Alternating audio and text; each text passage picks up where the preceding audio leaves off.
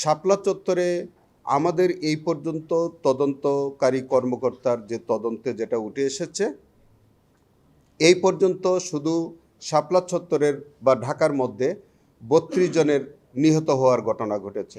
এই ৩২ জনের পরিচয় আমরা শনাক্ত করতে পেরেছি। সব মিলিয়ে আমরা এই পর্যন্ত প্রায় ৫৮ জনের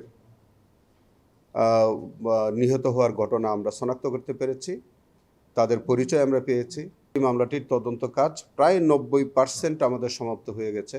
২০১৩ সালের ৫ই মে তৎকালীন হেফাজতে ইসলামের যে সংগঠন, তাদের পক্ষ থেকে বিভিন্ন ব্লগার বা বিভিন্ন অনইসলামিক কার্যকলাপের প্রতিবাদে তারা ঢাকায় একটা অবস্থান কর্মসূচি ঘোষণা করেছিলেন।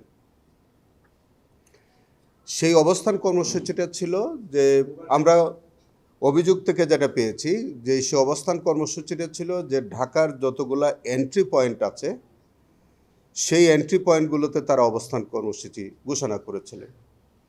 তো সেইটা তৎকালীন সরকার, শেখ হাসিনার নেতৃত্বাধীন যে সরকার ছিলেন, তারা এটাকে বাধা দিয়েছিল।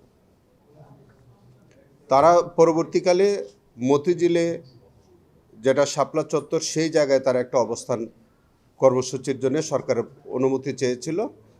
সেই অনুমতিটা প্রথমে সরকার দিতে চায়নি। পরবর্তীতে 11টার দিকে বা 11টার কিছু সময় পরে শাপলা চত্বরে অর্থাৎ মতিঝিলে তাদেরকে একটা সমাবেশের অনুমতি দেয়। আমি ফ্যাক্টসটাই বলি।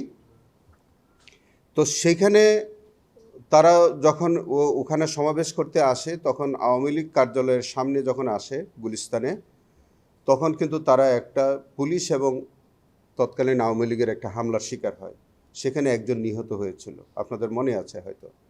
এবং পরে এটারই ধারাবাহিকতায় কিছুক্ষণ পরে আরও 2 জনের নিহত হওয়ার ঘটনা ঘটে। যাই হোক, এইগুলো উপেক্ষা করেই তারা সন্ধ্যার দিকে শাপলা চত্বরে তারা অবস্থান নেয় এবং তারা তাদের কর্মসূচি অব্যাহত রাখেন। কর্মসূচি অব্যাহত থাকা অবস্থায় কিন্তু পুলিশ এবং আওয়ামী লীগের কর্মীদের দ্বারা তারা হামলার শিকার হয়েছিল। কিন্তু তাদের অনুষ্ঠানটা লাইভ ব্রডকাস্ট হচ্ছিল। মধ্যরাতে অর্থাৎ 2:30 দিকে আপনার তাদের ওই সমাবেশের উপরে অতর্কিত হামলা চলে।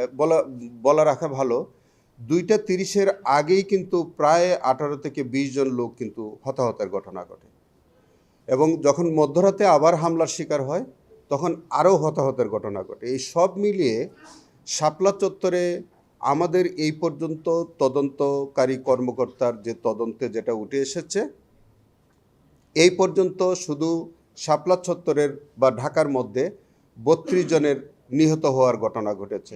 এই 32 জনের পরিচয় আমরা শনাক্ত করতে পেরেছি। 200-র বেশি সার্ভিস ও ফিচারে লেনদেনের সব বিকাশ অ্যাপে সম্ভব। এর মধ্যে কয়েকজনের পোস্টমর্টেম রিপোর্ট হয়েছে, অনেকের পোস্টমর্টেম রিপোর্ট হয়নি, কিন্তু তাদের কবর এবং তাদের পরিবারের সদস্যদের সাথে আমাদের তদন্ত সংস্থার লোকজনদের যে কথাবার্তা, তাতে করে এই 32 জনের আইডেন্টিফিকেশনটা আমরা নিশ্চিত করা সম্ভব হয়েছে। পরের দিন নারায়ণগঞ্জে, সেখানে কিন্তু আপনার আরও প্রায় 20 জনের মতো নিহত হওয়ার ঘটনা ঘটে। সেই 20 জনের পরিচয় আমরা শনাক্ত করা সম্ভব হয়েছে ইতিমধ্যে, তাদের হয়েছে। এটা পরের দিন এবং একই দিন আপনার চট্টগ্রামেও 5 জন কিন্তু নিহত হয়েছিল, কুমিল্লাতে 1 জন নিহত হয়েছিল। সব মিলিয়ে আমরা এই পর্যন্ত প্রায় 58 জনের নিহত হওয়ার ঘটনা আমরা শনাক্ত করতে পেরেছি, তাদের পরিচয় আমরা পেয়েছি। কয়েকজনের পোস্টমর্টেম রিপোর্ট তৎকালীন সময় হয়েছে, অধিকাংশ হয়নি, এবং তাদের পরিবারের, নিহতদের পরিবারের সদস্যদের সাথে কথাবার্তা হয়েছে, সব কিছু। ইতিমধ্যে আমাদের তদন্ত কাজ প্রায় শেষ পর্যায়ে। আমরা আসামিদের নাম তদন্তের স্বার্থে প্রকাশ করা সম্ভব হচ্ছে না। আপনারা জানেন ইতিমধ্যে কয়েকজন আমাদের তৎকালীন পুলিশের আইজিপি, উনি গ্রেফতার আছেন এই কেসে।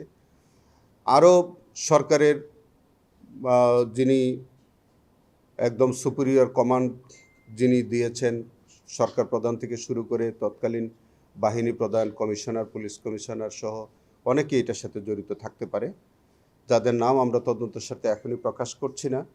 তবে আমাদের এই মামলাটির তদন্ত কাজ প্রায় 90% আমাদের সমাপ্ত হয়ে গেছে।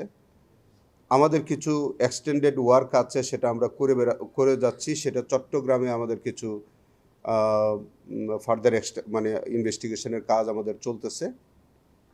আমরা প্রত্যাশা করছি যে এই মামলার ধার্য তারিখ আছে 7/6/2026 তারিখে। 7/6/2026 তারিখের মধ্যেই আমরা যে কোনো সময় আশা করছি ইনশাল্লাহ আমরা এই তদন্তটা সম্পূর্ণ কনক্লুড করে আমরা রিপোর্ট সাবমিট করা সম্ভব হবে।